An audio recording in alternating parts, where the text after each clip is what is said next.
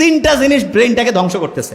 Brain যে দামি জিনিস এটা তো বুঝি না, এই জন্য ব্রেইনের দাম বাড়ে, মানুষ কাছে এটা কি আর হবে। এক নাম্বার জিনিস। আচ্ছা, এখানে কেউ কি আছে যে 100 কোটি টাকার মালিক? 100 কোটি নবডি না? আচ্ছা, ব্রেইনের দাম এখনকার হিসাবে মিনিমাম 30,000 কোটি টাকা। কোনো সার্ভিস চার্জ আছে? যে আল্লাহ যদি কইতো যে ঠিক আছে 1% করে টাকা দাও, ফকির হয়ে যাওয়া লাগবে না? এই ব্রেনটা যে দিয়েছে এটা কাজে লাগাইতে পারতেছি না কেন? তিনটা জিনিস ব্রেনটাকে ধ্বংস করতেছে।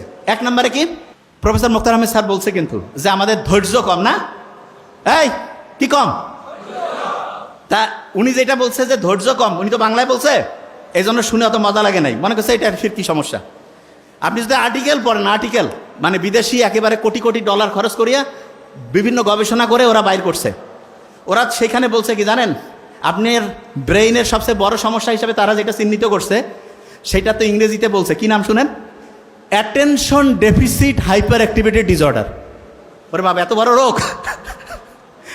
এইখানে যারা আছি হয়তোবা আল্লাহর মধ্যে এরা তো ইসলামী, এদের হয়তো বেশিরভাগ জনের ব্রেন ভালো আছে, তবে সারা দেশের যদি চিন্তা করি 80% মানে 10 জনে 8 জনের, আমার সাথে একটু বলতে হবে, attention deficit hyperactivity disorder.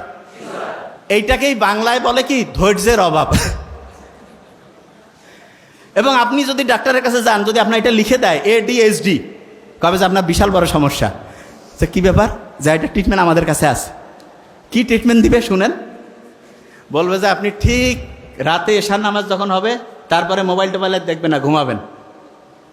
ফজরে উঠবেন, উঠে আগে একটু চোখ বন্ধ করে থাকবেন, শুকরিয়া আদায় করবেন, তারপর একটু এক্সারসাইজ করবেন, সকালে একটু হাঁটাহাঁটি করে সূর্যের দিকে তাকাবেন, সারাদিন সহজে বেশি মোবাইল বের করবেন না, দুপুরের পরে একটু দেখতে পারেন, আর কোন সময় কি কাজ করবেন এটা ডায়েরি মেনটেন করে লিখে লিখে করবেন।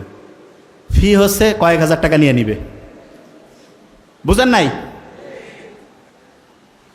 বড় বড় যে রোগগুলো, আমি তো অবাক হয়ে গেছি যে কিরে বাবা, এগুলো রোগ, এগুলো ট্রিটমেন্ট, এবং এগুলো যাদের হয়, অবশ্য যার টাকা পয়সা কম হইলেও কোনো সমস্যা নেই, কারণ মানে রোগ যে আসে টেরে পাবে না। তা ওই বেশিরভাগ জন যারা আছে না, টাকা পয়সা প্রচুর, আমরা তো দেখি ওই যে তোমাদের নোবেল স্যার সারা দুনিয়া থেকে রুগী দেখতেছে আলহামদুলিল্লাহ, এবং ইন্ডিয়ায় মাদ্রাস চেন্নাইতে যে ভালো হচ্ছে না আলহামদুলিল্লাহ, কারণ খুব অথেন্টিক ইমানদারির সাথে রুগী দেখে, সে একটা পয়সা কোনোদিন 2 নম্বরই করেন, এই জন্য অনেস্ট ডাক্তার, আল্লাহর রহমত আছে আলহামদুলিল্লাহ। এবং সে যেটা করছে আমি দেখছি, হিউজ মানসিক এই প্রবলেমের রুগীগুলো আছে। তা এইটা থেকে কেউ যদি বাঁচতে চায় তাহলে তাকে ইসলামের রাস্তায় আসতে হবে না, ইসলামের রাস্তা থেকে দূরে যাইতে হবে? ইসলামের রাস্তায় আসতে হবে, যে জায়গা থেকে আমি ছিলাম। তাহলে ধৈর্যের যে অভাব, এটা হচ্ছে ADHD,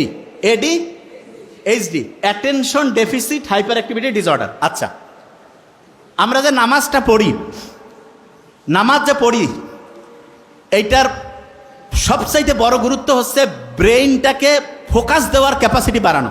ব্রেইনটাকে কি করার ক্যাপাসিটি বাড়ানো? ফোকাস দেওয়ার।